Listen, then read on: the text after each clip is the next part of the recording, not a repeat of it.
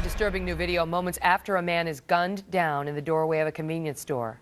The customers continue to come and go, stepping right over the dying man. No one calls for help for 5 minutes.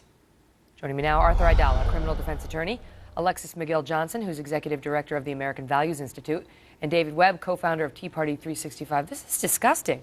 It is. I don't get it. I don't get it. I get, like, okay, there may be danger and I'm going to step back. I don't get you step over the dead body, Alexis. No, and you let the door slam on the dead body. I mean, first of all, the dead body has a name. His name was Gerald Wright. He was a father. He had 2 young daughters, and he was, you know, a graduate from high school. He was working his way through community college. And the idea that we don't even see his humanity lying on the ground, to me, is completely shocking. Yep. I'm going to get to you on the legal aspects in 1 second, but I want to ask you, Dr. Ablow talks about how we're too much like this. Yeah. And it's all, you know, we're not connecting with each other. And he thinks that, in part, is why we see things like It's a very important reason. And it started with the Walkman, where we insulated ourselves from society. Now it's an iPhone or an iPod. We've become almost immune to the humanity around us. The convenience store has a phone. There's a clerk. There's somebody working there. You see this because you can see in the video that the clerk is right there at that position, like many stores. And you've got to ask yourself, where do you disconnect?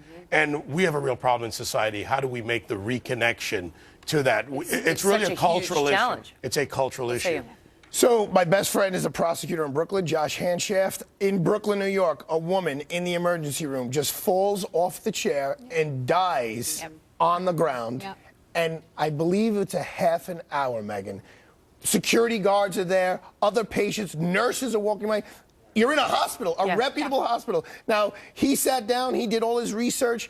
They couldn't find a strong enough law that was really applicable because, as you know, there is no criminal law for stepping over a dead body. They don't require you to be a good Samaritan. Correct. There's a lot of civil ramifications, but in terms of putting handcuffs on somebody and prosecuting them, it's disgusting, but there wasn't a crime. Well, let me ask you this, because maybe we are all too old. Maybe we need to have a panel of 20-year-olds who have grown up, you know, the past 10 years or 15 years doing this. I mean, I don't know how one gets so disconnected that one steps right over. It is not like, you know, the guy got in trouble for taking a picture of the guy who got pushed onto the subway track. How about the selfie on the bridge of the attempted suicide? But those are so removed. This is, you are interacting with a suffering human being, and you literally step on over him. I mean, go to the parents. Go to the people who are teaching. What were you and I taught by our parents about just being people? This is where it's losing. We've got a generation of people who are, frankly, some of them not qualified to be parents, raising children who then grow up to be adults without that context. It is a technology issue, and it literally started with the Sony Walkman to today, but you can't blame the technology. The culture comes from our parents. You're right. It is what you're grown up. What happens? What happened in the schoolyard in 1973 when I saw Israel Wasserstein and Mohammed Rabah having a fight, and I went over and I calmed it all down. Of course I was like a little kid, but that's like how I was brought up. We're being taught to be bystanders, and that is really the fault. Because it happened. Remember, this just happened, not just, but a couple years ago in Connecticut, where the guy was there was a hit and run, and he was lying in the road, and nobody called for help. Here, this is it. Look, and no one called for help.